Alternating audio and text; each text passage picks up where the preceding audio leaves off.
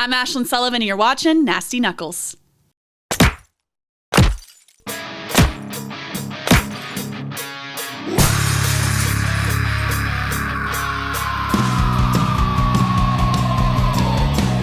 You're listening to Nasty Knuckles, the Hockey Outlaws podcast, with your hosts, Derek Nasty Sotomayor and former Philadelphia Flyer enforcer Riley Cote, as they go behind the scenes with your favorite NHL players. Time to face off.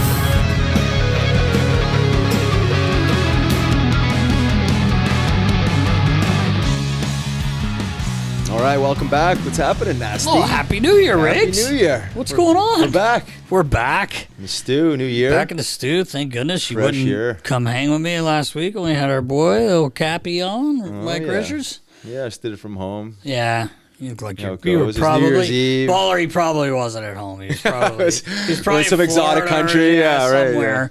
Yeah, we never know where you are. We can't find him. Never can find him.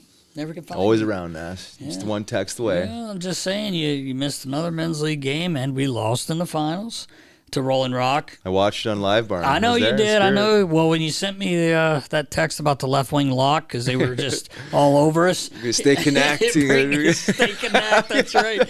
You got to stay connect at all times in any sport. Tighten her up. Did you? You gotta.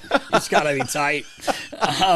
Lost the close game 6-5. Rolling Rock. They deserved it. They played really well. It was fun. It was a good game. Got on the poor refs a little bit too much there. We were wound up. Unhinged. We did come a little unhinged, not going to lie. I did it as well. How's Rob's composure? Rob was not composed. Sorry, Rob, you were. He was not composed. But you know what? Give him a little gummy before the game. So he soften the guy. He blamed it on you for not having to flow there to bring Blamed it on me. Yeah, you weren't there. But no, it was a fun time.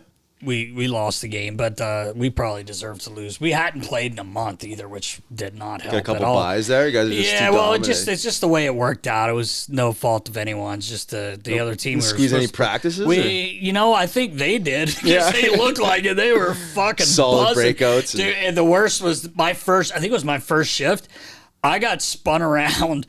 I felt like I'd never been on skates before. We were trying to come out of our end, and I thought Rob was passing it up the wall, so I start skating up the right side, and he throws a pass to me, hits me in the back of my skate. I can't find it. I'm literally do a circle. The left winger picks up, just snaps it right by Hedgehog. I'm like, bro, I'm so sorry. And Elvis just told me, he's like, that was embarrassing, Dad. I saw the first goal.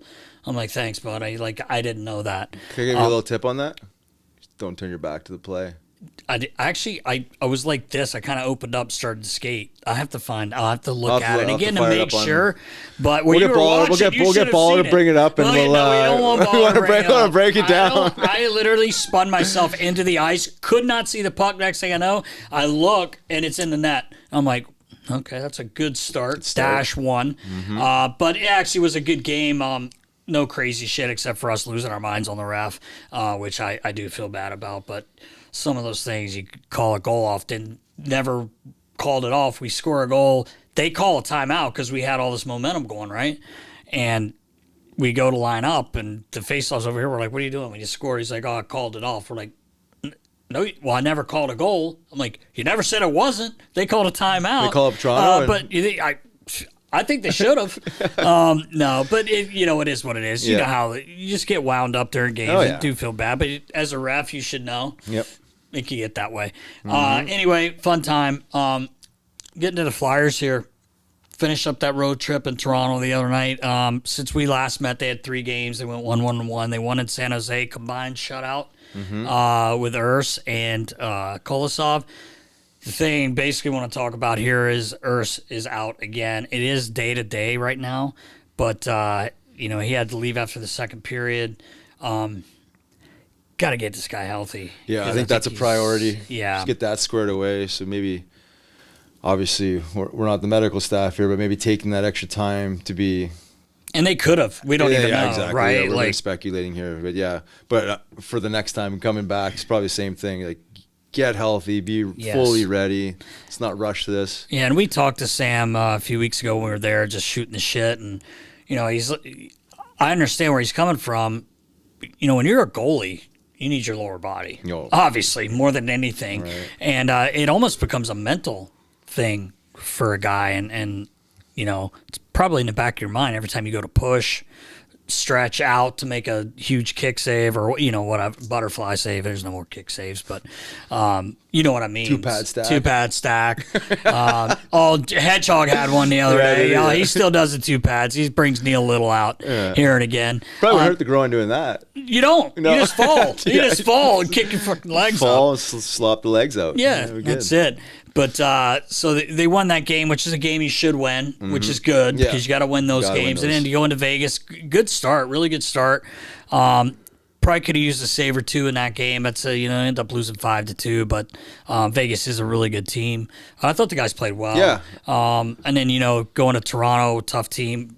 You lose 3-2 in overtime. I mean, boys played well. Fedotov looked really good too. Like he got thrown into the fire. The guy hadn't played in a month. It was a strong effort on the road. Again. Yeah, it really was. One of the better teams in the league, and we'll see. Ivan's going to play tonight, so hopefully he can build off that because we don't know when Ersson is coming back. So it's they're going to need their goaltending. Your dog days right now. It's these tough games, tough time of year. Until you start seeing that light at the end of the tunnel, but you want to be relevant when it comes down to near the end of the year, last 15 games. You want to be right there. Yeah. No, I hear you. I mean, I think the last 3 games, there's lots to build off. Obviously, they should have beaten, as you mentioned, San Jose, but 2 better teams with Vegas and Toronto, and they're right there with them.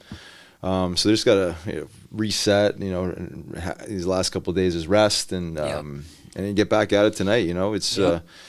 It's the only thing you can do. Coming back home against, again, obviously Toronto Maple Leafs, great team. I'm just going to have to shut it down as best you can. I think they did a good job at minimizing some of those grade A's. I know Matthew's had his chances. He's always going to get his chances, but I think they did a pretty good job defending and playing a good brand of hockey against a really good team. So it'll be interesting for them to come back home in this home stretch here and capture some wins, get some points. Yeah, you're going to have to. You got a little homestand here. You want to play well at home, and these teams are so tight. Like it's a matter if you do throw 3 wins together, you're probably in a spot because these teams are like win a game, lose a game, win 2 games, lose 2. So, but that's the way the game is right now.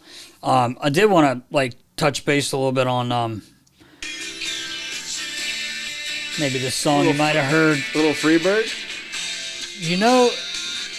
Did you hear this quite a bit in the last 2 weeks? I might have. I heard it somewhere. Did you? Yeah. Maybe it was a radio I tuned into. There you go.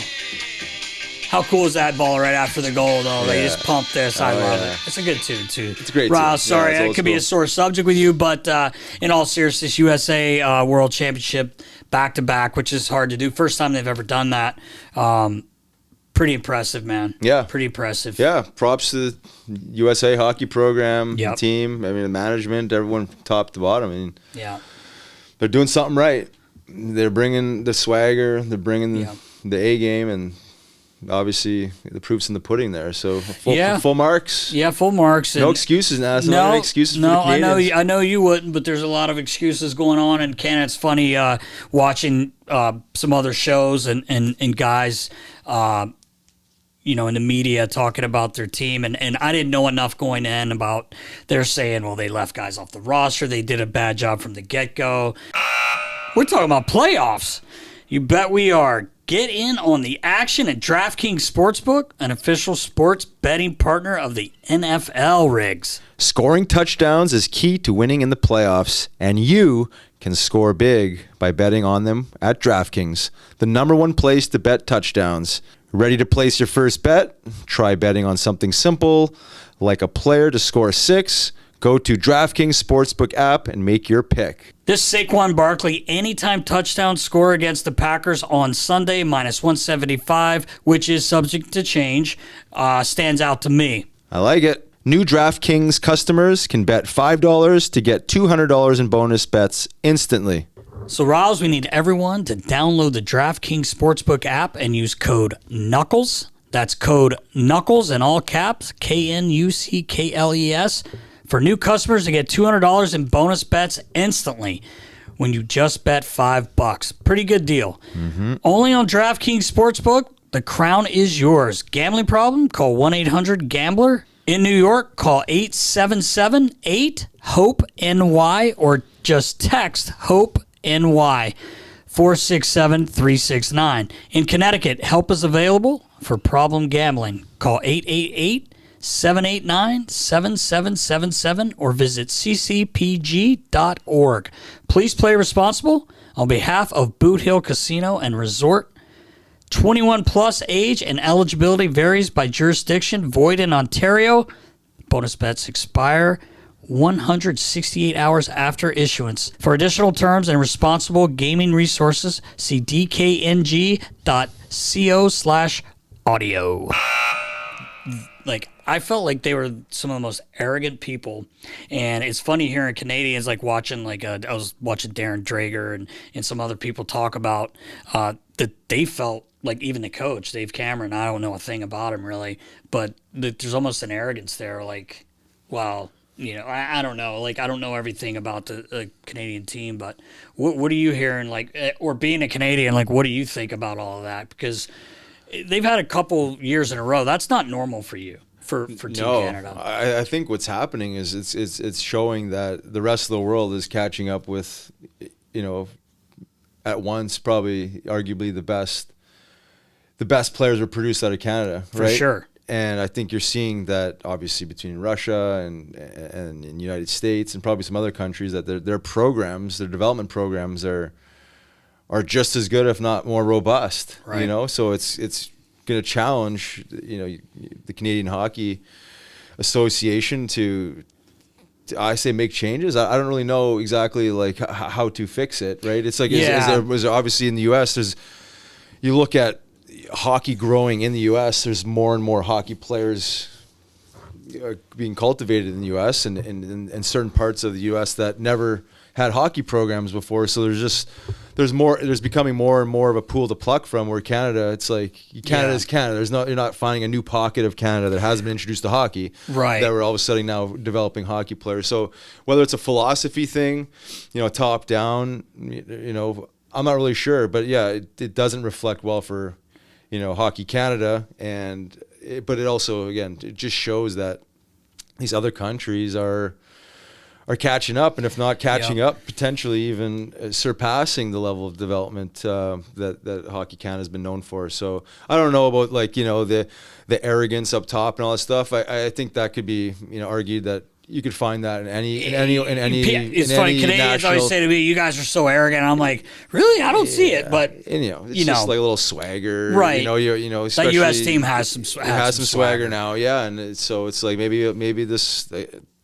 scenario will humble them again, and humble them more, and maybe it's getting back to the drawing board, right? And goes, how can observe what are they doing different, if they're doing anything different, or if it's just the organic process of growing a game and a culture of a game, and within a country that has a lot more potential players. Right. I mean, the thing that stood out to me listening to some of the Canadian people talk was that they felt like there were players that were left off that roster from the get-go, and they were saying that should not have been. They're saying a lot of it is political, not meaning real politics, but in general with the hockey politics. But I heard a few of them say that they did not put the right roster together. Yeah.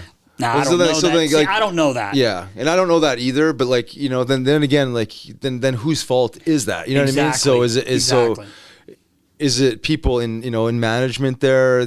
Some of the executives, are they just doing favors? Like why would that be? Why wouldn't you take the best players? Right. Well, and they had a press conference post-tournament when they were finished, and then they had another one the next day because they kind of changed what they said, but I feel like your first one's your real thoughts, and it seemed a little arrogant, like just basically didn't want to take on the blame.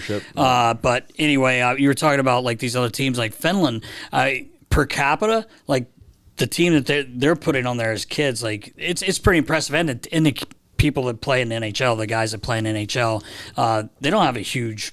I mean, that's not a huge place, but obviously they're very, very good at hockey. Where we at with the Ovi meter, Nasty? He's got 23 left. He could do it this year, but I think so. I mean, I think now, if there's one guy that could do it, it would be him, right? I mean, man, it's crazy. I mean, we talk about this every week now, Cookie but you're Monster. going to have to because, I mean, it's insane. you think he turns up his hunger to score goals now more than ever, or is he just like naturally that hungry to score goals that it just doesn't I mean, I think change? he's always hungry, but, Yeah.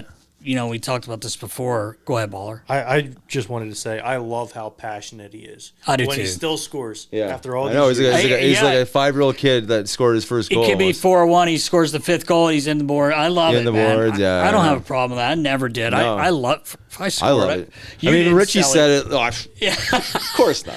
I wish I had a different Yeah. relationship with scoring Yeah. or playing hockey. But Richie mentioned that, right? He's like he never played with a guy that loved to score goals more Yep. than him. And to Baller's point, and to what we see, this guy is like loves to score, loves the game, and he's like a child. You He know, is. and that's why he's where he is and so successful. It's He's crazy, man. Never lost that love. you know? No, he hasn't. And we talked about this last week, but just coming back, how quick he came back. Yeah, right. Crazy. Crazy. the vitamins. Give me some of those Vites. Not Flintstones. 23 away, bro. 23 away. Other stuff real quick. Just wanted Toronto top of their division now. Think the coaching change helped? I mean, it's a long way to go. Let's not Long get way to carried go, away, but yeah, but it's impressive. They I like- just seem different. I agree. Yeah, maybe it is me biased towards Chief, but I feel like the energy, the way they carry themselves Yes. is, and I haven't been like ISO camming them, but like the traditional Toronto media hasn't been like as aggressive. Right. Maybe I'm missing something, but it just seems like they're, I want to say, in control. They seem to be in a better place. Right. It's not so like all over the place, like the team's melting down and Right. the city's crumbling and all this stuff. It seems to be like there's a foundation laid, I guess you could say, is what it feels like. Yeah, it does. There's something built. That's a good way to there, put so, it. Yeah, for sure. Yeah. So Yeah, it's just fun to watch Chief, and obviously I'm watching a lot more Toronto. I always watch Toronto just because they're fun to watch. I mean, Yep. with all their players. But anyway, good for Chief. I wish Stoli the best. In his Yeah, I recovery know. there, Hopefully he too. gets well soon here because he's had a great season again. But Wool's holding down the fort for him for the most part. Quickly, just want to say Anaheim hot, 7-3 in their last 10. Pretty impressive. Yeah, Goody just Stepping it told up. them, let's go. No, but seriously, they're Since that trade. yeah. I mean, since How many games it's has that the been? truth. Baller, how many has it been? Truba. I don't know how many it's been, probably but pretty in their close. last 10, they're 7-3. Also, Montreal, Yeah. a little hot right now. They beat some top teams as well. They've gone 7-3 in their last 10. It's crazy. Like we talked about is how close everything is, man. Frankie Vatrano signed a new deal. Interesting Did little. you negotiate that with him, or he signed a 3-year deal for $18 million, but broke it down way different. Bring it down. Bring it down. Had to bring it down. I'm not smart enough to get involved with all that, but basically he's getting $9 million up front, meaning 3 a year, and then he's deferred his money, the rest of it, until 2035, I believe, and he'll be getting $900,000 a year for 10 years. Great I strategy. think he's trying to get great strategy, Cotton. Great strategy, Cotton. Trying to avoid those California taxes. Yeah, but I also heard that maybe they're going to change that. Who knows? Well, even if that didn't play out the way he's trying to make it play Yeah. out or have it play out, I think it's still a good business move. You know what I mean? You're just tucking away these golden eggs, Right. So you're not tempted to tap into it, or have people reaching in your pockets and whatever else. So Yeah. whether the tax play works for him or not, I think it could be something to be said about being wise with his money. Yeah. If, Well, if there's that's nothing- actually the intention. There's nothing wrong with it. I'm just, if it turns around to bite him, Well, if it turns out and bite him, yeah. but I mean, that would only be in the tax bracket. piece, right, yeah, But for sure. We're paying taxes at all if he's trying to pay no taxes on it. I don't believe you're getting any interest on that money though. It's just sitting there. Yeah. Oh well, we'll see if it works. Call out up for him. your CPA. Yeah. Let me get on that. Let's break it down. Can we break this down? Let's break it down. Let's break it down. A lot has been made lately about JT Miller and Elias Pettersson, and obviously you're in the locker rooms a lot. I feel like it's a little crazy. I saw Brad Richardson talking about it the other day. He played with JT, and I love JT's game. Now he's not having the year he had obviously in the previous, but he says he's just hard on guys. Which you imagine if guys didn't have thick skin with Chris Pronger. Like, is he harder than Chris Pronger could be on guys? But the one thing I don't like is that it's gotten out. Yeah. They said how did that get out? I don't really know, but now it's out, and there's people trade JT, trade Pettersson. Like Pettersson is 5 years younger, but they're talking about trade. Well, I don't know when this is so public. What team wants either one coming into your room? If JT seems to be a locker room guy, problem. Do you want him, or do you want a guy that they're saying soft? Like, what do you want to do? Is it a locker room problem, or is it one guy just being harder than another? Yeah, that's my point. Yeah, but if he's messing up the locker room, I'm not saying he is. Yeah. I'm not there. I don't know. But if you're another team, and maybe there's an offer there, or if you're Vancouver, who would you trade? Well, if you had to. Yeah, well, I mean, I'd like to know a little bit more, more of the details of it, right? I mean, Brad Richardson's saying that he's witnessed it. Like, JT Miller was, like, almost beyond hard. Right. And then you have to define what we're talking about here. And you could talk about this with coaching, too. There's a big difference between being hard and being a dick. Yes. Right? Right. Totally different. I mean, you could be hard and a dick. You could be a dick and not hard. Right. But like there's a difference there, and the way people respond is different, right? Yeah. You could respond in a positive way by someone being hard on you. Right. Taking for sure. Taking criticism in the right way, all this stuff. But once someone's like becomes a dick, there's a different energy there, right? It's no longer coaching or helping. It's really demeaning, right? So naturally you're gonna make someone feel less than if the guy's say thick skin, you could call him soft, whatever else. But if you got a teammate that's demeaning you, that's not helping. No, that's not coaching, and that's not being a good teammate. So I don't know, but like hearing Brad Richardson, I hadn't heard anything about this until I heard him speak, and it sounds like more than being hard, it's like crossing that line. It's like, are you not being a good teammate now and actually demoralizing a player? Exactly. I think that's what you got to get to the bottom of to know if you had to make a decision on who you move, right? Like if this guy, like if he's, undermining a younger player, like that's not great leadership. And everyone's different, right? Yeah, right. You may take to that, JT Miller being a dick to you, but maybe he comes to me and I'm like, dude, you don't need to talk to me that way. Like, that's not motivating me. And also, like, can you not, like, they're huge keys for that team. Yeah, You have to have Pettersson playing his best hockey. Can you not sit him down and be like, look, you don't have to be best friends here, but like we need you guys. And I'm sure that's happened. I was going to say that. I'm sure that has happened. Yeah. Not that it hasn't happened, but the fact that it's out there, I don't really like that part of it. Yeah. But who knows how it got out there? Maybe one of the guys said something in the room. You never know. I don't know that enough about it to comment, but it just puts them in a bad spot because they got a pretty good team and you got a great coach. I mean, Christ, Talk was, it was the best coach last year in the NHL, Jack Adams. So it'll be interesting to see because I do watch Vancouver quite a bit just because of Talk, and I like watching Hughes as well. It's just kind of a fun team to watch, but I guess we'll see. Yeah, I mean, I do think they need to obviously resolve it in some way, shape, or form, but I just don't know anybody that loves to be talked to or talked down to and have someone be a dick to them, right? No one really responds well to that, so if it's a leadership issue there that just maybe it's, like you say, a conversation, it's got to be more than that. Or like how to talk to people. Yes, we get emotional and we get charged up and maybe we say the wrong thing now and then, but this is where like you have to have a short memory and like apologize. Like let's get back on the same page. We're on the same team. Yeah, let's exactly. Go. So I like to see that they figure that out internally there. But yeah, once it leaks out, it's not good for business. Yeah, exactly. Yeah. So ready? I think I'm ready. Ashlyn Sullivan, NBC Sports. Let's go. Let's go. Welcome back. I'm Riley Cote. And I'm Derek Settlemeyer. This week, Riggs, how pumped are we? We were so pumped we announced this last week. Yes. Because we knew. Our guest today, This young lady back in 2022 was welcomed into Philadelphia and named the Flyers pre- and post-game live host on NBC Sports Philadelphia.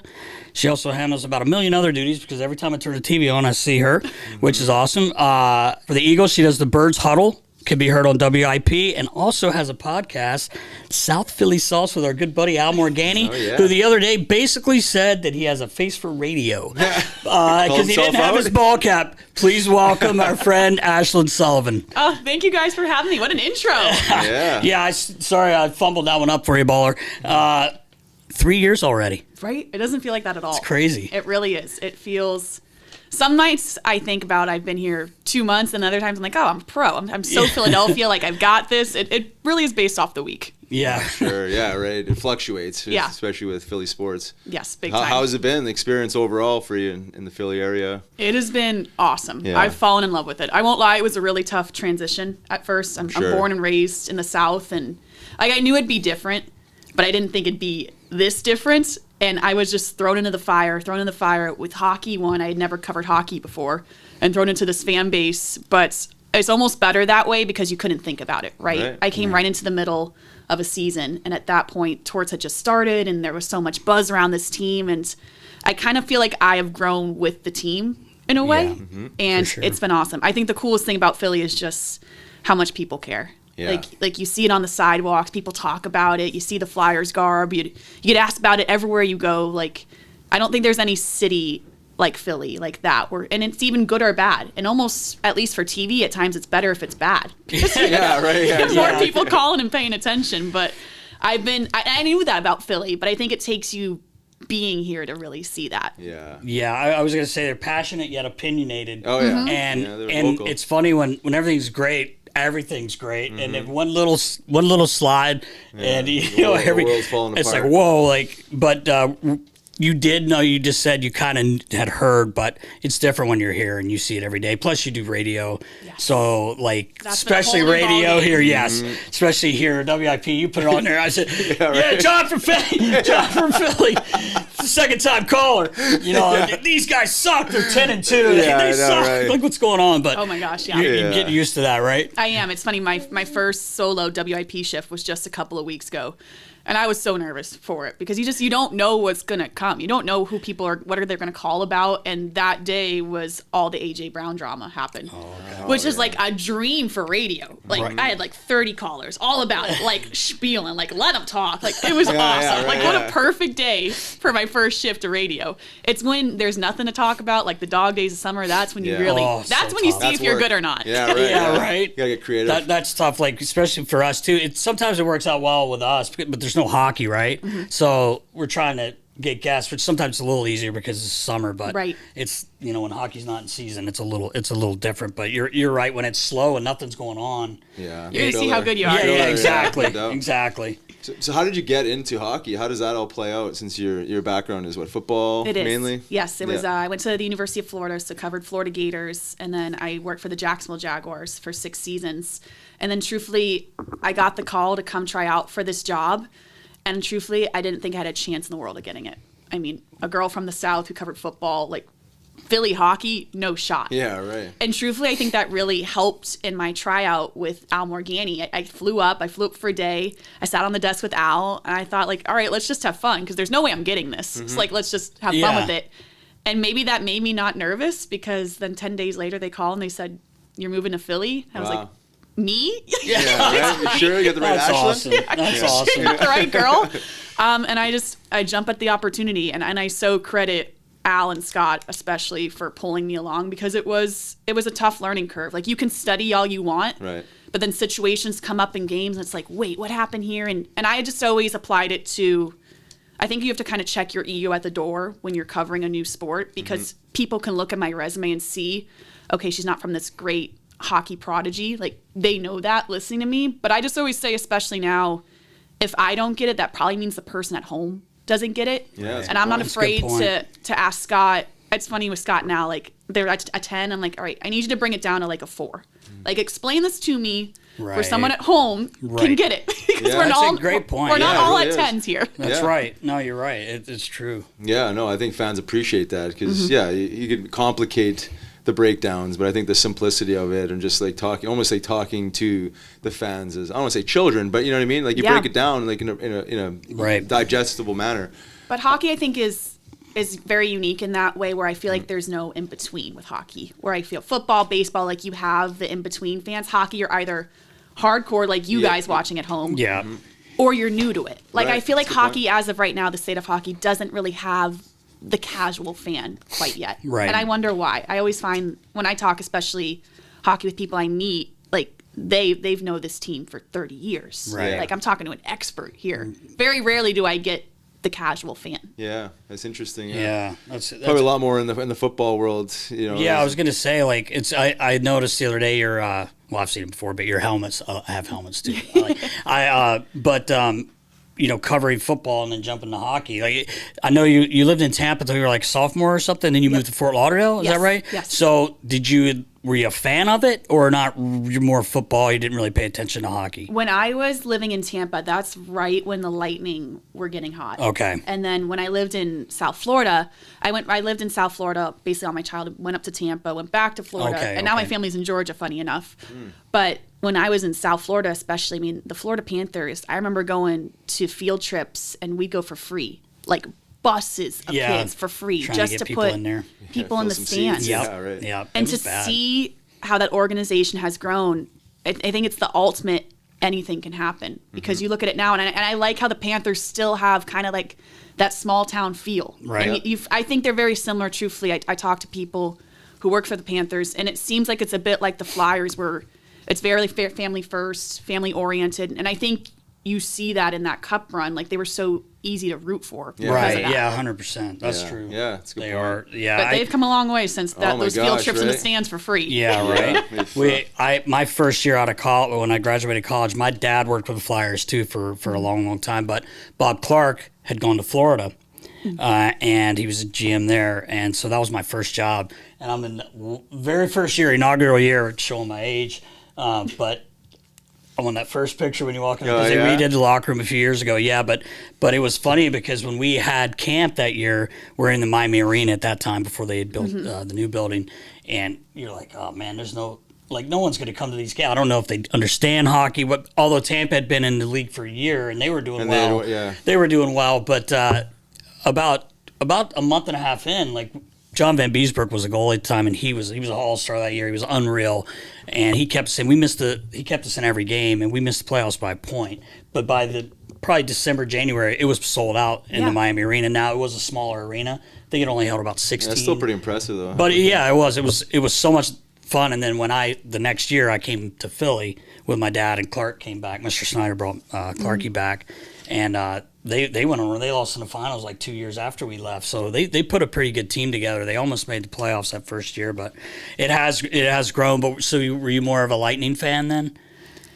Or just not really into it Like either we way? would go to games. It's funny enough. I was in a sorority at Florida, and a lot of our date functions weirdly were to Lightning games. In college, but it just goes to show. I think if you win, they'll come. Yeah, right? right. That's exactly. You It's put a the good big product on the conversation: ice. is it gonna work in Atlanta if this happens? Like you put a winning product on the ice.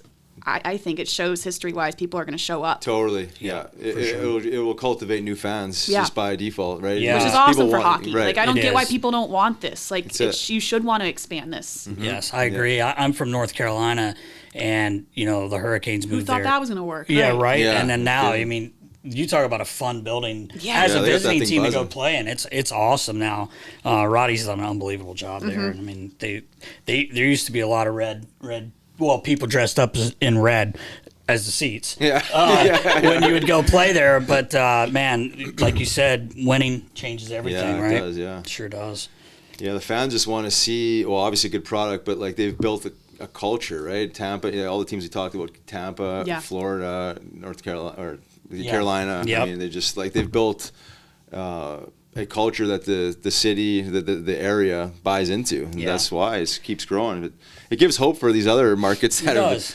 they've been shit in the bed for however long, and even teams that have been around for a long time that have been struggling, like Pittsburgh, even it's like San Jose and these markets. Like if you just turn the thing around a little bit, the fans will come back. Right. You know Al what I was mean? just telling me because the Flyers had just played San Jose, and Al was just telling me the glory days of San Jose. Yeah. And I don't recall those, but Al was yeah. like, no, you don't get it. Like, when they were good, like, there was no better building in Right, hockey. yeah. It was I think it was awesome. They're rocking. right on top of you. You played yeah, there, you yeah. know. It was a great They're place to right play. on top of you. It's a smaller venue, but man, was it loud, and it was fun to play. And one of the things about Carolina I wanted to say, because you being a football person, tailgating in North Carolina is like I've heard. It's what you do. So everyone down pastime. there does it's it. a pastime.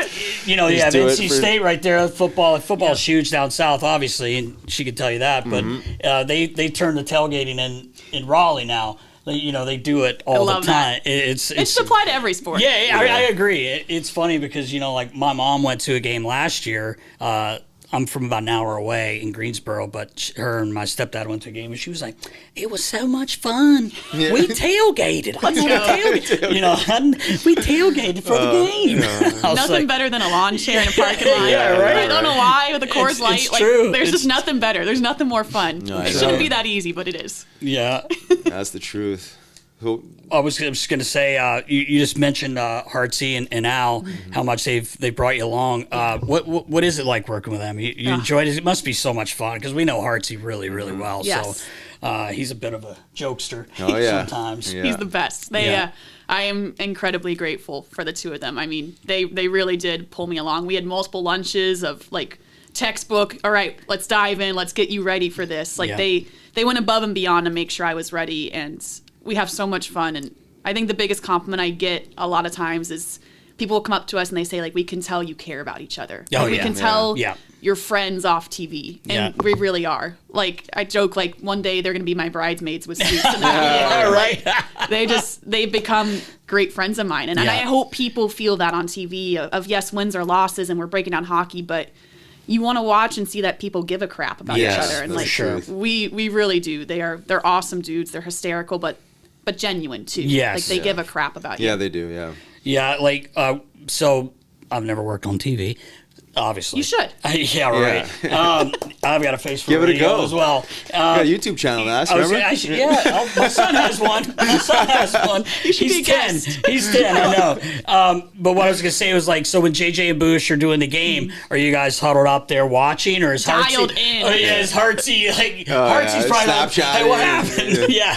How's that go for you? Like, do you pay attention? Oh yeah. So Yeah. home games for me are a little bit squirrely because we've added this ringside element, which has been awesome. So I'm running up and down. But Scott and Al normally sit at the desk, and we have our IFBs in so we can hear the broadcast. Okay. And yeah, you definitely have to be, because we do every intermission. Right.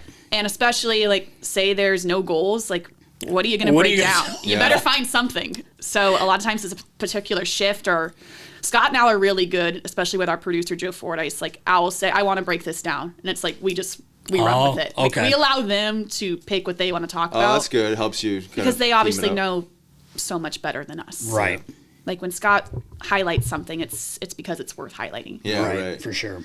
So how long into your time here did you really kind of start feeling comfortable speaking to hockey? Because it's got to because be. you look comfortable. Yeah, from- right. I mean, from it's you day never one. know. Thank you. I faked it till I made it. Yeah, right. Exactly. You You did a good hell job. of a job. Thanks. Because I had no clue that you had no Yeah, I didn't experience with either. hockey. That's such so a compliment. Yeah, the first couple of months I was like, I'm not sure what's going on, but I'm going with it. Yeah. I hope no one notices. yeah, right.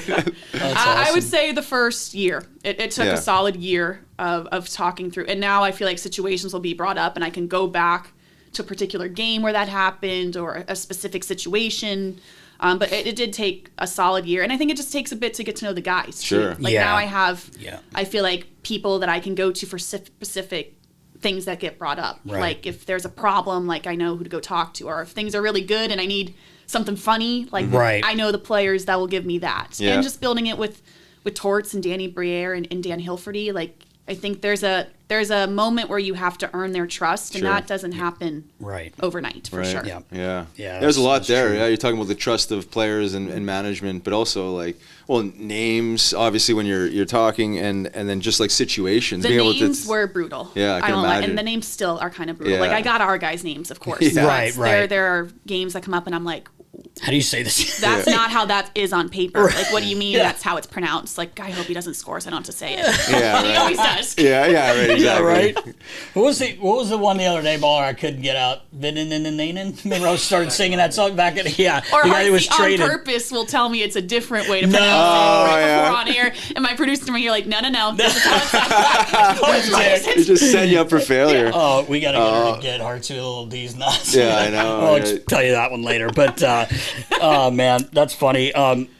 Is there, well, I was going to say, like, maybe we get into the Flyers a little bit. Yeah. Like, Riles, you had something you had queued up there. For the Flyers? Yeah. Where'd you want to start?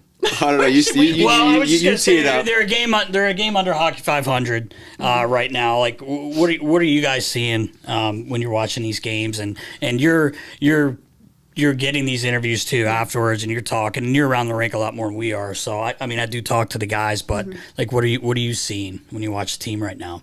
I think as a whole, you look at, there are a lot of similarities to last season. And I think especially this year, from what I talked to with Danny Briere and Torts, they wanted to see a step forward offensively, which I think you are seeing in a lot of games, and that's encouraging. But I think it's this balance of, okay, you want to take a step offensively, but you don't want your defensive structure to take a step back either. And right now, I think it's a little hard to accomplish both of those, right? I think we're seeing that. Like, what do you want this team to be? And the elephant in the room, which I appreciated Torts' honesty the past week about this, is this goaltending situation. Yeah. It's impossible to manage. Like, the wrench that has been thrown to this organization with goaltending, you can kind of tell, like, they're doing their best with this situation. I mean, Kolosov and Fedotov, they were electric at first. And I think you're seeing it kind of catch up to them. And Ersson, this injury, from what we understand about lower body groin injuries, like, you have to take your time with it. You can't rush him back. He mentioned that to us when we were there the day we saw you. Actually, he even alluded to being a little mental as well. Oh, like, you're worried. Like, you know, I could so see that. You got to do a split mid-second. And exactly. How can you trust it? Yeah. It's you're in your head, and it's the worst way to play when you're thinking about. You know, how far I can stretch before getting hurt. You know, it's just having that in the back of your mind. No, it can't be even fun. If you're a goaltender, let alone a player. Which stinks because Ersson is so easy to root for. You saw his career ascending. It just it's been a bummer to see this injury because I wanted to see with one full season him knowing he's the starter, like what he could have become. Right. Like, you saw it there. You saw the potential. Oh, yeah, for sure. So I hope he gets another shot at a healthy full year. I do, too. Yeah, agreed. I think at this point, I mean, you want to make the playoffs, obviously, but I know we're still in a rebuild. I mean, we've been in a rebuild for a while, but you still want to make the playoffs. I was going to say, like, to me, though, he's just got to stay out till he's healthy. Yeah. Like, I don't know if he's coming back early. Yeah. From this, a mental thing. You know, I think I felt it. Did I feel? I'm not saying he's faking it by any means. No. Obviously, he's hurt. He wants to play. Oh, like, sure. We talked to him at length. Probably to a fault. I think this is where you get in trouble, especially when you talk about these types of injuries. Is like it's just you're like one tweak away, one push away from like being back. Yeah, on I'm the just shelf. curious too. Like, I feel like we haven't had enough sample size of Fedotov and Kolosov. I'd like to see more of Fedotov. I think just with all the opportunities he's been given, and I mean the way he played to come in after not playing for a month, and play like that. Like, I want to see do that. Yes, totally. But do you go Kolosov, Fedotov, and I mean, I think he's starting against the Maple Leafs later tonight. Yeah. But he did play well in Toronto. And that was a tough game. That was a good game. And I thought I didn't think thrown the Flyers. in the fire there. Yeah, exactly. I just didn't think the Flyers had that bad of a road trip. Just needed a save here and there. And, you know, like, it's that's just my opinion. Games. Yeah, well, they squeezed out a point in Toronto. They did, which was good. You know, and I talked to Craig Berube after the game, and he was like, that was a tough game. Yeah. Like, they were a tough team to play against. Yeah. Which is what they are. That's the way they have to play. That's their identity. They have to play that way. Well, that's what Scott and I always talk about, and I appreciate their insight. It's like when you know that's the way you have to play every single game, this very long season, that you got to bring it 100% every night, and if you're 92%, you're not going to win. Like, that's really hard to sustain. And that's what I've always wondered with this team is, like, at one point, is that not going to be enough? The work ethic. Right. Because you see it. Like, they leave everything out there. And as a fan, I hope people appreciate that. Yeah. But I could see why at one point, you know, that's no longer enough. Yeah. Well, eventually guys run out of steam or get injured, right? I mean, it's like it's a hard thing to sustain to be able to play that level all the time. And you could argue maybe that's what Mitchkov's going through to some degree right now, is like he's not maybe used to playing this many games. Yeah. You know, and travel. And the travel and just the grind itself, right? It's a different level, obviously. But who knows? You know what I mean? It's the amount. It's just the system itself requires a lot of work and it's demanding. Yeah. And if you're not used to that, you know, your play will over time drop off, I would think. But I'm just speculating here too, by the way. I mean, it's I don't know, but he's only got 1 point in 10 games. It's a hard brand.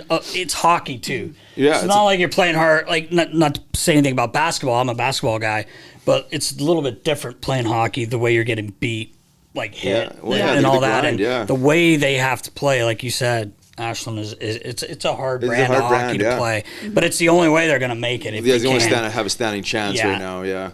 So going back to the goalie situation, obviously that goes back to last year when like things seemed to be going really good for the team, right? They had a mojo, they were in a playoff spot, you know, Carter Hart, and then it kind of obviously we're in a situation here with the goaltending. If you fix the goaltending situation, are the Flyers are they that much better than they were last year? Because I feel like last year I want to say they overachieved and then they unfortunately had a disappointing end. Like how do you see this have played out if we had maybe a healthy tandem and then everything else was the same? I think it makes a huge difference. I mean, how many games do we watch where you think if they had one more save, it's a different result? Exactly. I even look at this road trip. Totally. Yeah, I mean, exactly. A couple saves in the second period, and we're talking about a really successful road trip. Right. Like, you hate to pin it on one thing, and I credit the Flyers for not using it as an excuse, but this instability, like, I think it is the difference right now with this team getting over the hump. And sadly, I don't see it getting fixed right now, at least in the next month. Right, yeah. Yeah, there's no one coming in saving the day. It's No, like they're gonna have help is not on the way. Yeah, yeah. They're gonna have to deal with the pains of their situation and just hope that the guys that step in just do their job and make the basic saves and give themselves a standing chance to go on offense and score. You see, Torts always talks about it, you see what you have, right? Which I know this is, sadly, I know fans don't want to hear that, but that's what this year a lot is about, is like, what pieces do you have here and who do you want to keep, what do you want to subtract? Like, I know Torts 2 years ago, the big thing was subtraction, and we saw that. Right.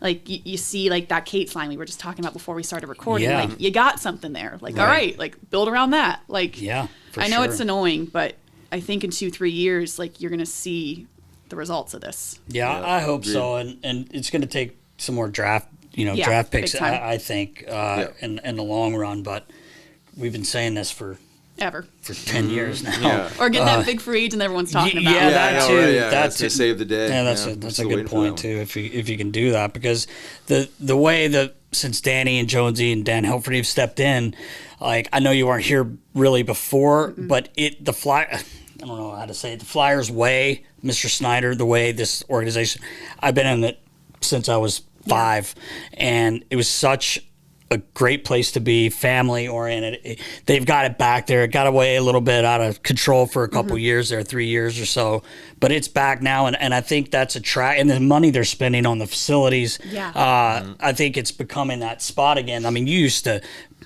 ago, you had a line of free agents lined up wanting to sign in Philadelphia because it was just like one of the best places to play. And I think Danny and they have started doing that again. Obviously. Yeah, we rebuilt the Flyers culture. I think we talk about this all the time. Like, there was a gap there where we got, well, I guess since like Ed Snyder passed, it got extremely corporate. Maybe lost some of the essence of Flyers, Flyer hockey, the brand of it.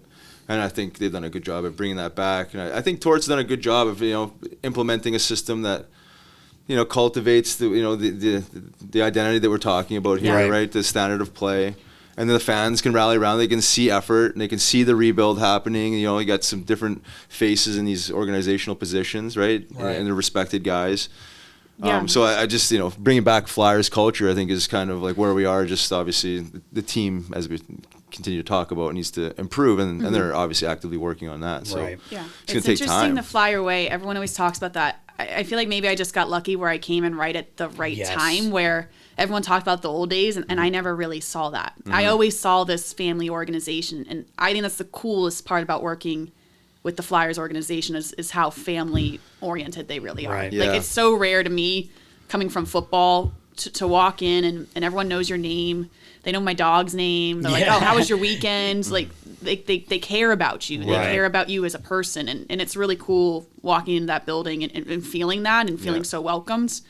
And I even remember one of my first practices watching with Scott now and seeing Mr. Hilferty going through the stands saying hello to fans. Great. I was like, wait, I've never seen that before. And they're like, oh, yeah, he does that all the time. I'm like, he's sitting with the fans watching practice? They're like, yeah. Like, that's pretty cool, rad, man. Like, coming from an outsider, like, I'd never seen that. I was going to say, like, not to say anything bad about football. My buddy's one of my good friends is the equipment manager with the Eagles. And you worked in football, obviously. You see a difference with the guys. Now, of course, there's not 60 players. It's harder when there's a lot more guys. Yeah. But, when you have 23, 24, do you see a difference in the sport that way? Huge Right. difference. Yeah. And I don't think that's a knock on football, and especially the Eagles. I mean, it's one thing also, I think, the media attention. Yeah. Like, when I go cover an Eagles practice, I'm one of 40 reporters. Right. Like, it's hard to become personal when I got to run to get a spot for Saquon Barkley. I'm going to miss it. Like, it's hard to have chit-chat. Like, sure, exactly. Whereas I go in with the Flyers and, like, I have that space to get to know the guys and ask Lawton, like, how his baby's doing. Yeah, like, you have that Relationships time. with them, yeah. But the coolest thing about coming into hockey, I didn't realize how genuine, normal, cool the dudes are. Right. And it's something I've really tried to bring to our programming is I want to show that. Like, I feel like not enough people know these personalities. Yeah. Right. Like, not enough people know how funny Travis Konechny is. Yeah, exactly. Or what a good dude Scott Lawton is. Right. And I'm trying to find ways of, like, how can we show that on camera so people get it? Exactly. Because I think that's the coolest thing about hockey is a lot of times, like, you're walking down the street and you don't even know, like, that is, Scott Lawton. Right. And, like, he has the coolest stories and he's such a good dude. Or so many. I mean, Sam Ersson's so easy to root for. Totally, He yeah, really exactly. He's is. such a genuine human, right? Yeah. Just down to earth. And When we played the Stadium Series game a few years back, what was that, 19 baller? 19? So we were in the Eagles locker room, and Greg Delamitros had his whole staff there. He's like, is it cool? I'm like, yeah, man, bring them. The more the merrier.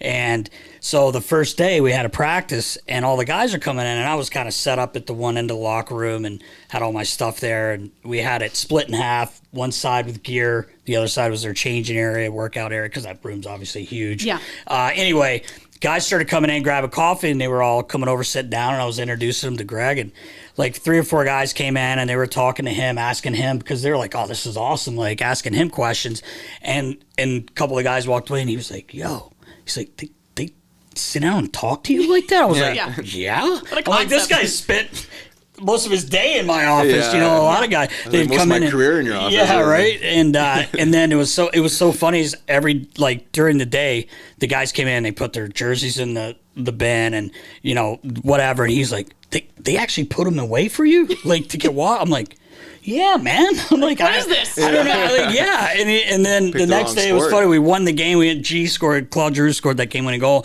And so the guys come in and their bags are pulled because we're obviously getting out of their room. And all the guys zipped their bag up, carry it right outside the door, set it down, and he was losing his mind. The only guy that never did was Jake Voracek, but we just knew Jakey wasn't going to do it. Yeah. But Claude was always the first undressed, and he was his whole. They're trying to grab the bag. Guys like, we got it. And they walk it out, and he was just shocked. He was like, I got to get in hockey. Yeah, this is unbelievable. The wrong sport. I'm like, you also have 60-some guys walking in every day. They're not all, like you said, they don't have time to come in and shoot the shit with you. Right. So, no, that's definitely been my biggest, I think, realization with hockey is just very genuine, normal. Like, right. For the limelight that they have, you would never know it. Like, there's zero arrogance. It's just normal guys who are a lot better at hockey than I am, but like that's our only difference. Right. And I think that's really cool. Yeah, we agree with that. And that's what we try and do with Nasty Knuckles is just humanize the player, Yeah. have fun. It's not like about talking about their last game or, the minutia of their performances. It's just really just highlighting their personalities. More people want need to know yeah. them. Yes. Right. Tell a story or two, have some fun, laugh, because all they see is, these typical interviews that are just like reflections of the game or practice or situation, and they're usually short answers, right? And that's what they see, the fans. So it's to actually get an expanded answer and dig into their hearts a little bit. I think I agree with you. I agree. Fans Like, love to see that stuff. I haven't been to practice yet since they've gotten back, but like I know one of my ringside hits is going to be Joel Farabee's haircut. Oh, like, yeah, I right. want to get to the bottom of what happened. Yeah. Well, let me just tell Ashlyn about the bet you went back on. We made a bet last week. I didn't fully agree to it. Well, you bullying on it. You were bullying me Listen, into it. I'll be bullying him.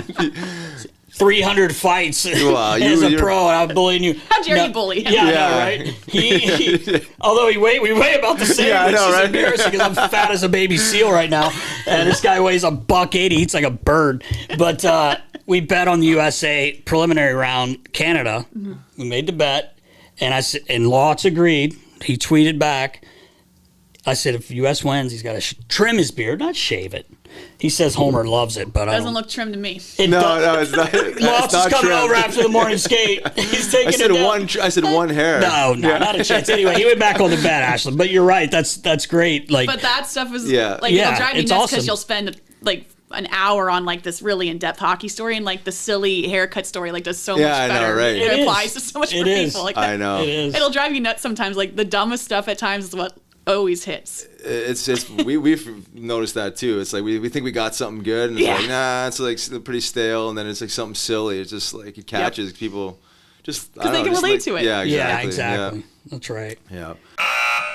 All right, Nast. This Thursday, Yes. January 9th, Flyers are hosting the annual Ed Snyder Legacy Game.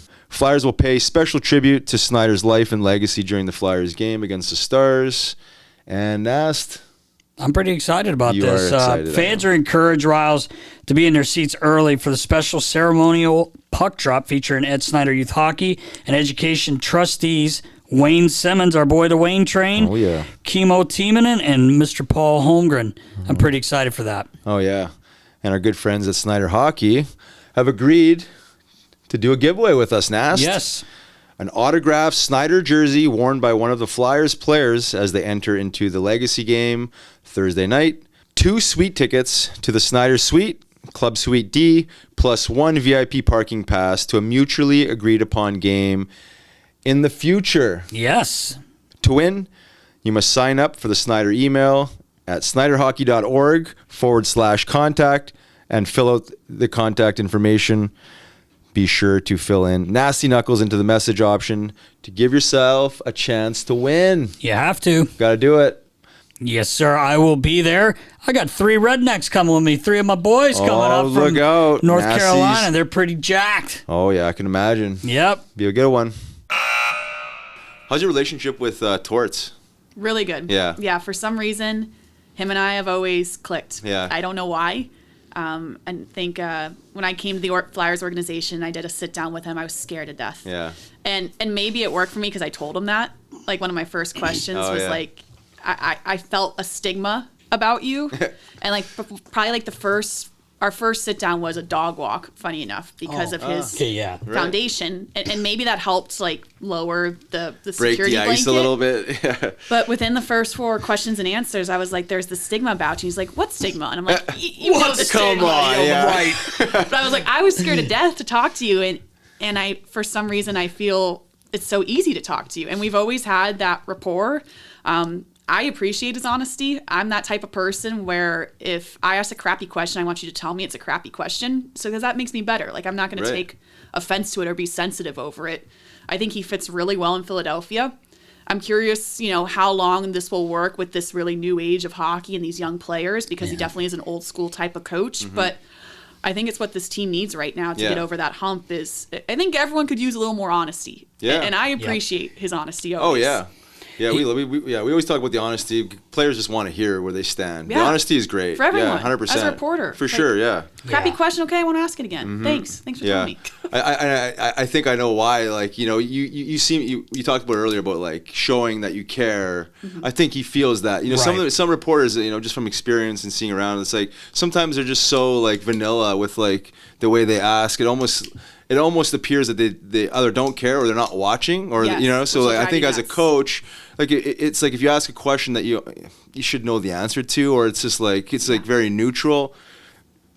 Torts is good at being sarcastic back or Big time. shutting you down. He But if he likes that shows that boy. you care and you actually thought it through, he'll actually give you a pretty damn good answer. Yeah, a he lot will. of the times. I Or think just maybe admitting you don't know. Like, nothing drives me more crazy. You see it in every sports. Like, I never played the game. Obviously, I'm a woman. I didn't play NHL hockey. Right. But a lot of the dudes that cover the sport didn't play NHL hockey either. And I always see in question asking, it's like, okay, well, I saw this on the ice. Why did this happen? Like, you're not going to tell the coach and player, you saw this when they're the ones playing NHL hockey. Right. Like, admit you don't know what happened here in the second period. Yeah. I don't know. Tell me. That's a really good point. Yeah, it's because a that great would be point. a difference of pissing off somebody versus actually getting them to open up. I'm not supposed to know. Right. That's Yeah, not my exactly. job That's why to I'm know. asking the question, right? Right. Yeah. Exactly. Exactly. Because the person at home doesn't know either. Yeah. My favorite's when some of them will say, well, there's problems in the room. How do you know? Yeah. Unless someone literally went to you and said, I have to sit down with Ashlyn about the problems in the room. You are there a lot, so you may know that. You probably wouldn't say that, obviously. And like, we talk to guys and we'd never give away like things that we hear, obviously. Because it's not our business. Yeah, That's not our business exactly. to share. And I like sometimes Torch has been asked some things that's none of your business.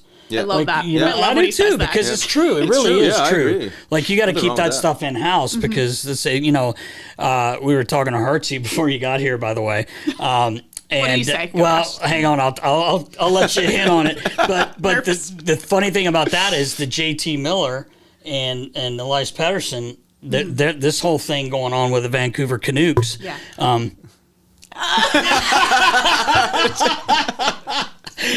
All right, that's all I'm going to say, and that's on Hartsey. So if you want to get him back, we can. No, but in all honesty, though, that situation, I think they've let that go too far because that's all everyone's talking about now in that room, and that's You're stuff. right. But yeah, thank Hartsey for that one. Yeah. Yeah.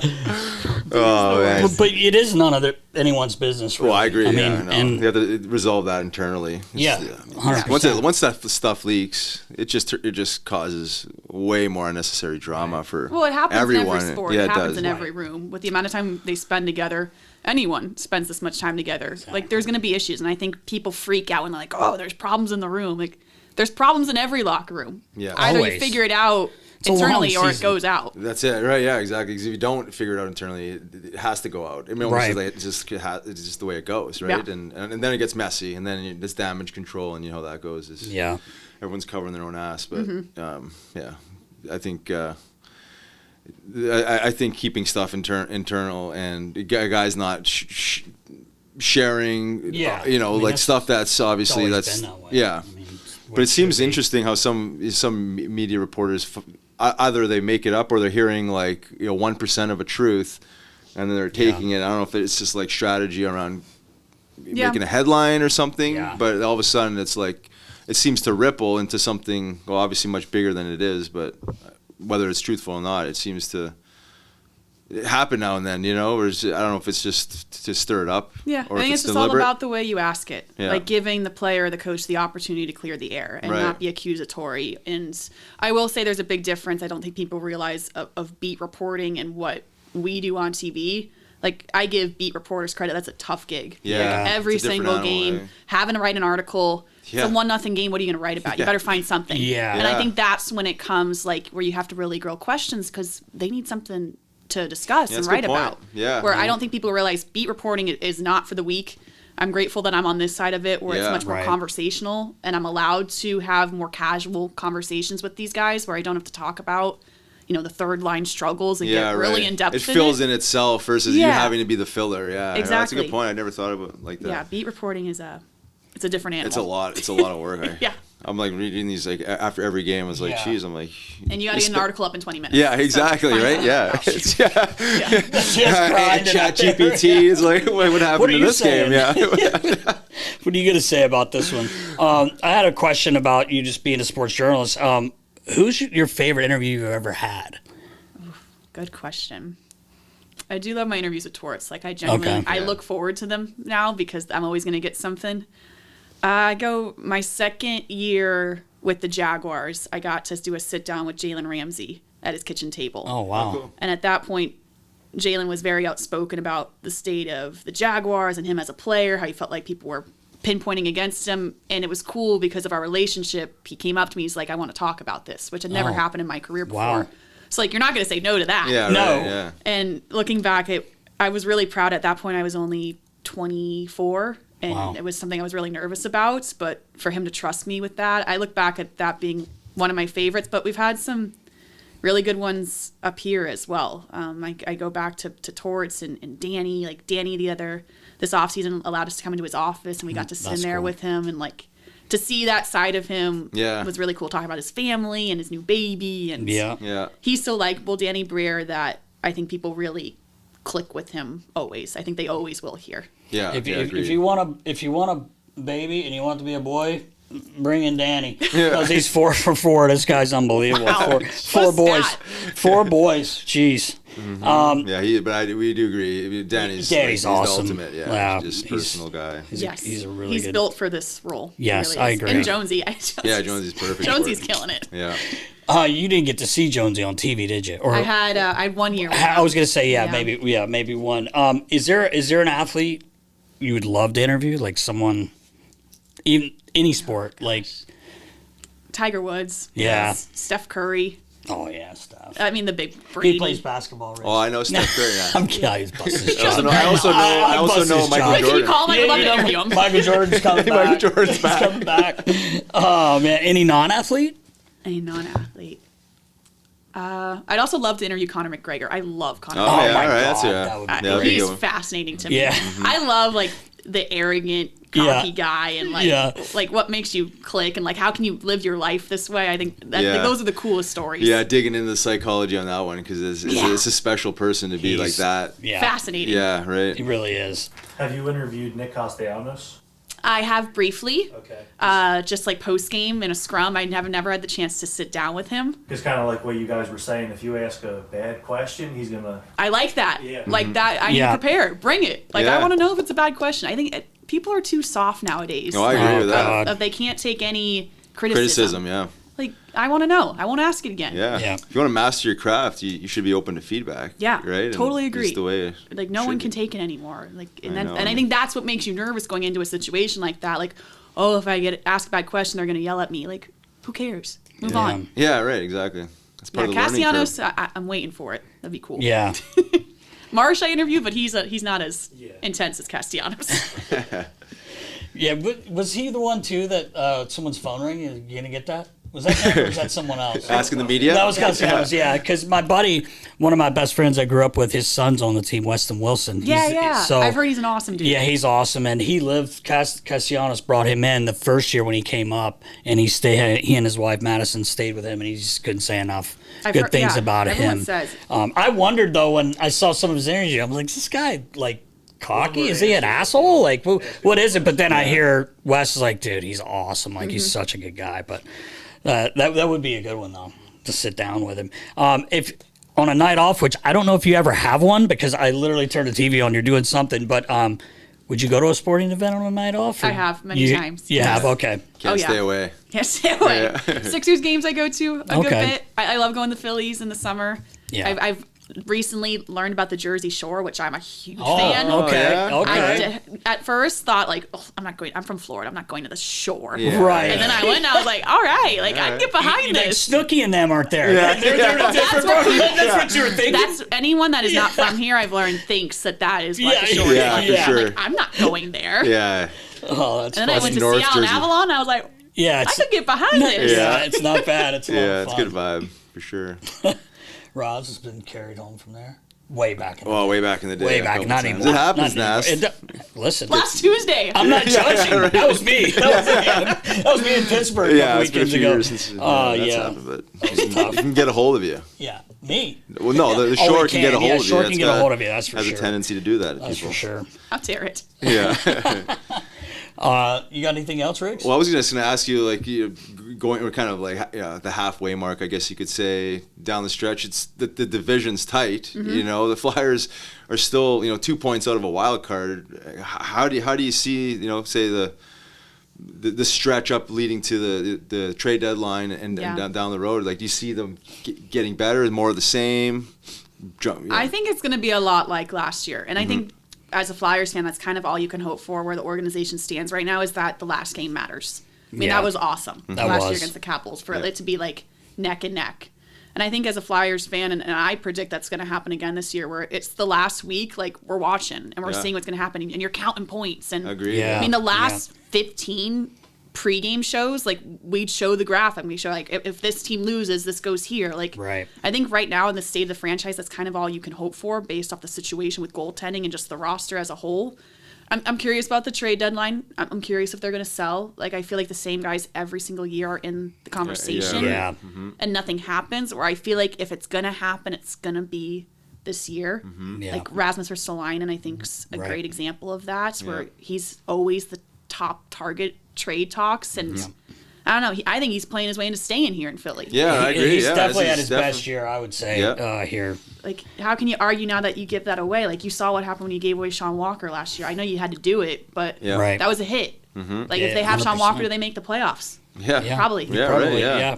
You're right. Yeah, I agree. It's going to be a dogfight right to the end because all those, I mean, even Buffalo somehow is still in the mix. Lose 13. This guy talks to Lindy Ruff every day. He's talking him off the bridge. He wins He's back, four straight or something, and they lose 3 again. It's like no one wants it. Like, someone No one wants it. Yeah, exactly. It's It's just, all I these know. teams are like right there. I know. It's crazy how close it is, but it is interesting. Yeah. you got to get off the phone with Lindy. Yeah, I'm trying to get inside scoops. I know. There you go. Oh man. You should be a beat writer up there. Yeah, I know, right?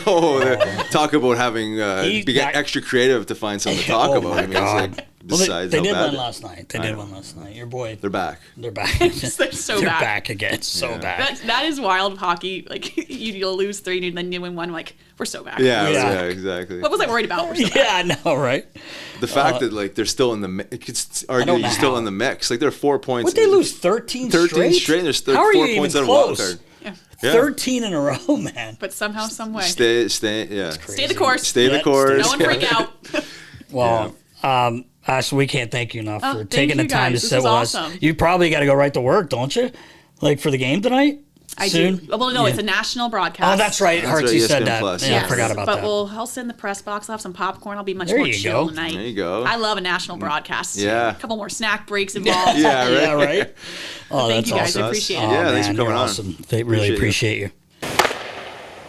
All right, big thank you to Ashlyn Sullivan for hopping on. Yeah, she's joining awesome, us. man. Yeah. Great personality. Obviously works her butt off to you could tell she knows the game so much better now. You know, she's in her 3rd season here, and she's a busy woman. Yeah, She's it's got a lot going on. She does a great job. Yeah, and props to her. I couldn't imagine Yeah. like jumping into a market like Philly with no hockey experience and It's wild. well, first You of all, would never know getting it. hired and then actually doing Yeah. it and like really doing a hell of a job Yeah, and she's improving. awesome. And so it's nice to see. I can see why they chose her. I Yeah. can see, she does 100 care and everything we kind of talked about there. That she hit on is to me is probably why she got hired. She got a Yep. great personality. She does care. She asks real, honest Yeah. questions. Not afraid, clearly. Right. And no, hell of a job. And I love the way she talks about Al Morganti and Yeah, Hartnell. it's You know what I great. mean? And Yeah. I can see that too. You can see the Yeah. energy and the chemistry there. So, again, thanks again, Yeah, she's Ashlyn, for awesome. hopping on. Appreciate you. Good luck the rest of the way. I mean, she just and it was keep our going. first, we didn't, and I forgot to mention that's on me. Our first woman guest. Yeah, right. That was awesome. Yeah. She was great. Yeah, hell of a job. really So, cool, really cool. That was a good one. Yep. But it's that time, Nast. Is it that time? Again, it is. Time for Clear Questions. Mm-hmm. Clear Questions brought to you by Klyr Rum. Go to klyrrum.com/shop and type in Nasty 2023 and get 35% off of your order. PA residents only. Baller, what do you got? All right, we got Anthony Giampaolo over on Twitter leading us off today. He asks, is David Carl the answer for this team post-Torts? Well, you'd know better than I would. Well, I don't know. I don't know MC's brother No. that well. Matty. But this guy, it's funny in our group chat with the 98 Phantoms team, we were all commenting on going back and forth with some of the Canadian guys like this and that. But Jimmy Montgomery actually said this, like, all this guy does is win. Yeah. Obviously, I mean, you back to back with that, and he wins at at Denver. Sometimes college coaches can't, like maybe they're doesn't translate into the pro game. It's so different, but you never know, right? Like, you never know. It's hard to say. First of all, we don't know when Torch is really out of here for one, but I mean, does he know the game? And obviously, he gets his team prepared to play. Yeah, I guess you never know till you give a guy a shot, right? Yeah. I mean, Jimmy Montgomery played pro, coached college, and his coaching translates to NHL because he's more of a new wave players coach. Yeah. Hard on you, expects a lot out of you, but there's no reason to say David Carl couldn't do the same thing. Yeah, agreed. You'll never know unless you try. I'm not sure it'll necessarily be Philly. He'll get a shot in the NHL, no question, Right. at some point. Yeah, when you find a coach that keeps winning in every league, in every tournament you play in, I mean, he's obviously doing something right. Right. Obviously, there's other variables there, but he's doing something right. So at some point, he's a young guy. He's going to get his shot. Yes. Whether it's in Philly or not, it will be to be determined. I'm not sure if he's necessarily the next guy in Philly. Right. You got to have some thick skin. Yeah, you do. I don't know anything about him, so I mean, Right.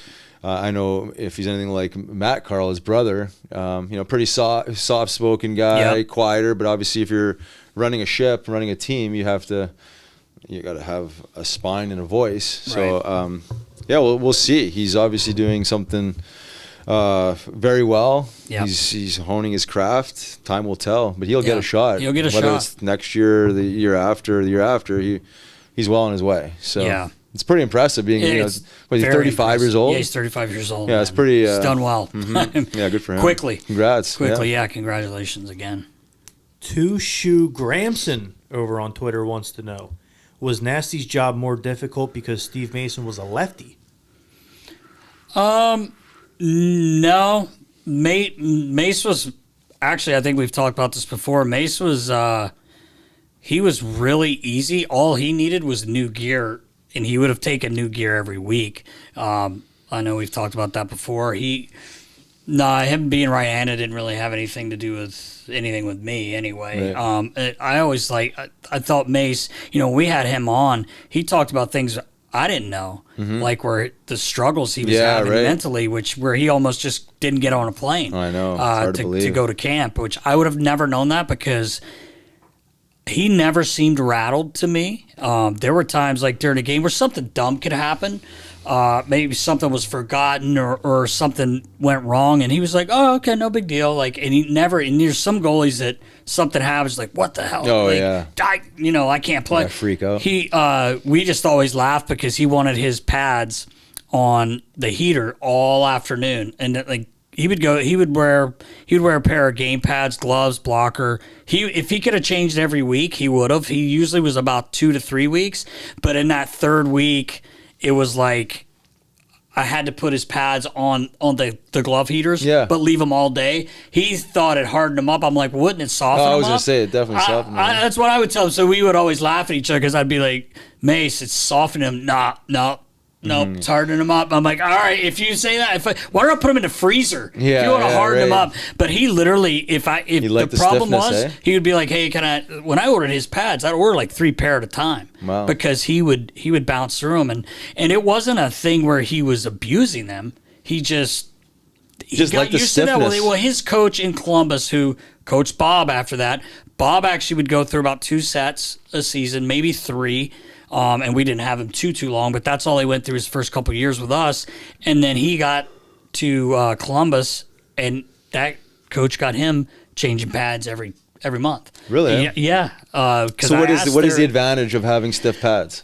I think it depends on the goalie. Right. He liked stiff pads. I just did, and then his partner was Nuvi. Nuvi liked gloves and blockers a lot, but he wouldn't change his pads as much. You don't hear that much. He just wanted new pads. He just thought when they were stiffer, he felt better in them. And the funny thing was he would say, "I'll just leave those pads last. I'll wear my new set."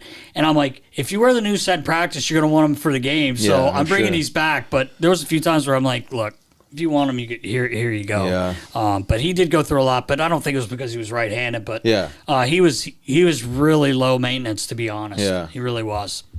Good question though. Yeah. Lefty Aces over on Twitter.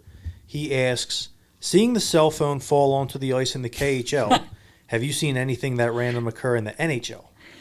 Not that I can think of. Not quite like that, no. I mean, poor guy, like, he seemed pretty serious afterwards in his postgame. Like, obviously, he's probably rattled because everyone sees it. Didn't he ball or didn't he, like, act like it wasn't his phone when the lines? It was that guys. Was it the equipment guys? Yeah, what are you guys doing? It was crazy, man. I actually felt bad for the guy. Yeah, I did He too. was pretty rattled. Like, what did he say? Thought it fell and it hit in his pants. Fell off the top of his stall into his pants. I mean, really, Rouse, as a player, like, could you be on your phone or to get like? Yeah, well, I mean that's would be a violation too. It's like, why would the phone even be in like inside the actual like locker room, right? I mean, leave it in the change room. Well, that's kind of everyone's rules now. I know, and even I know they're pro over there, but even junior hockey, every team you see a bag. Your phone goes there the minute you get to the rink. Yeah. I mean, just know it, which is important, right? I mean, I think it is too. Yeah. I think it is too. But he could be the DJ, running the music. Well, that could be a lot of reasons. There's probably going to be some open discussion in that locker room. Yeah. And maybe recreating some boundaries. Was that his last shift of the game? Oh, his last shift of the game. Right? Was it? No, I don't know. I don't know. I don't think it was. No. The coach, like... He was floating through the middle of the ice. Oh, my popped God. Right out. That's crazy. Yeah, I never seen anything like that. I mean, obviously, like, old school Detroit with the octopuses and stuff like that. Yeah. But, like, I've obviously never seen a cell phone fall in there. It's even a men's league. You don't see that, I know. No one's tossing it in the old back of the pants. So no. I'd like to believe him that he was telling the truth. Yeah, me too. Just how do you let that thing pop in the pants without feeling it too? But yeah, interesting story. If he was on the stimulants you used to be on, you would have never felt it. I could have slid a couple in your pants there. 10-pound weight in the back of that. That was the problem. You're sliding concrete in the back of my pants. Carrying a piano on your fucking back? No. What's up? No awareness. Yeah, none. Yeah, you probably won't ever see that again. Actually, no, I don't think so. Yeah. This one's from R.I.P. Corn Pop. Corn Pop. Poppers! He asked Derek, where's Harry Bricker these days? Bricks, man. I haven't seen Bricks since we saw him in, were we Arizona or were we in Florida a couple years ago with Toby? That was the last time I got to see Bricks. I haven't even run into him. I'm not sure what he's even up to. Yeah, it's been a minute. These days, yeah, it's been a while, man. I'd love to see little Brickyards, man. We every day together for a long time, man. Yeah, he's I know he had a little boy, but I'm not really sure what he's up to these days. I need to be better and reach out. All right, we got two more. Both are for Riggs. Ronnie Nilsson, 13 over on Instagram wants to know, did Riley vote yes to grandfather in the mandatory visors? I don't remember there being a vote for the players anyways. I don't think there was. I could be wrong, but yeah, I don't remember there was. I don't think there was, but I'm looking back now. Like, would I have voted for it? Probably at that time, no, because I would have. I was still in like savage mode and be like, no visors forever. But but I look back and I see it now and the speed of the game and really the safety reasons, right? I mean, you got to protect your eyes. Yes. Like, I mean, I'm fine with it now. There's only like 5 guys left, right? I mean, that's it. It was the right thing to do. I think so too. As an equipment guy, it was funny. Like from when I started, every year, a few more visors, and then all of a sudden you're cleaning every guy's visor. It's like fucking visors, and changing them all the time. But yeah, I think you need to. The speed of the game, even the big guy, like. If you're gonna fight, like I don't know, it's obviously dangerous with a visor on. I've seen a guy, get their nose cut in half. You really have a chance of cutting your hands up, but getting tight, peel off the helmet. And yeah, exactly. But I think it's a smart rule. Yeah, I agree. It's funny too. Like growing up, you played junior hockey, and you just can't wait to play pro to take the visor off. Like that was like the whole mindset back then. Couldn't wait to take it off. I had an eye injury in Columbus Blue Jackets training camp, 2 eye surgeries, and I still took the visor off. And it's just wild to think. But I look back and even like my perspective now is like it's completely different. Like you have to protect the players. Again, like the game is so much faster and freak things happen all the time. Well, that's the thing. The way the puck travels now. I mean, just a stick out. Ramp up and. It's dangerous, but it's a dangerous game, but I think it's a good rule. Yeah, I'm fine with it. One more. This one's from Oscar Stahl 65 over on Instagram. He says, this one is for Riley. Who was your favorite player to play with and why was it? It's a tough one. There's Wow, that is a tough one. Well, there's so many good guys. So many good guys, and I think. Let me ask you the second part of the question. I think any guy that I would mention is because they're just good guys and good teammates. It has nothing to do with their ability, right? They're just good overall people, good character guys. Fun to be with every day. Exactly. Pick you up. And I'm just trying to think. Geez, I play with so many good guys. I think a guy like Scott Hartnell has to top the list. Yep. I played junior hockey with him, so Right. I've known him since I was 16 years old. And he really hasn't changed. He's the same heartsy, just always, fun guy, hard worker, fun to be around, just good teammate. He certainly tops the list. Obviously, a guy like Richie, having him around, nice, quiet leader. Yeah. But Great awesome human. leader, great Yeah. human, Karts, Aaron Asham. Yeah. Right? Just have a guy like that around. There's a million guys you can go probably on the name. list. So you just guys that they're I don't know, just make the experience more enjoyable, right? Yes. Because you're playing a game, you're battling together, but just when we're in the locker room after practice or the game, it's just there's something extra fun about these guys. So Yeah. and even a guy like Friggy, right? I played junior God. hockey with Friggy too, 16-year-old. Hartnell played with him too. He hasn't changed much either. It was the same goofy, fun, got your back teammate. Never a dull moment. Always, Right. kind of picking you up and being funny. But those guys kind of come to mind. I'm probably missing a bunch, but off the top of my head, there's Yeah. Good answer. some good ones. But yeah, there's a lot of great guys. There's no bad guys in hockey, and maybe a few, but not many. Not many. That's for Not sure. many. But yeah, I'd probably say those guys top the list. Pretty good. That's a wrap. That's a wrap, bud. 187. We're creeping. Creeping, buddy. Hard to believe. It is. We're gonna reach that 200 It mark is. No, wait, before you know it. Baller. No, we won't see him till next. We won't hear from him till next. Busy guy. I'm busy, but not too busy. Not Got too busy stuff for going NK. on, buddy. Nasty Knuckles brand. Oh yeah, we're building. We're growing. We're building. We're We're evolving. building. And Nasty's keeping it all together. Yeah, right. All right, knuckleheads. Until next week, be sure to continue to send in your great questions. Support us through subscribing on YouTube. And until next week, stay safe, knuckleheads. See ya.